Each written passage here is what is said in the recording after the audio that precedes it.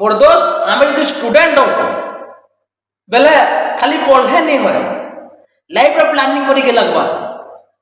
life planning करके से अनुसार आमको पढ़ी के लगवा से रास्ते पढ़ी के लगवा बोले जाकि आम लाइफ रे किसी हो पारमा नहले मोर दोस्त +2 +3 कर सारा बाद रे भी फेलोर है मोबाइल केचली केचली कर टाइम बर्बाद करमा लाइफ बर्बाद करमा और लास्ट रे हमर परिवार लोग को कहबे जे पाठ पढ़ी कर भी बेकार घरे बसिछि पाठ पढ़ी कर किसी लाभ नहीं देला सब पैसा बेकार है गला ये सब जिनिस कहबे मोर दोस्त तो तुम जो पढ़ुच तुम गोटे स्टूडेंट हो लाइफ रे पहला भाव आके तुम भविष्य पहला भाव आ प्लानिंग करो जे मैं केन काम करले सक्सेस हो पारबे आ जेन काम तुम्हें बासबा मोर दोस्त से काम तुम्हें स्टडी करो से लाइन रे तुम्हें पाठ पढ़ो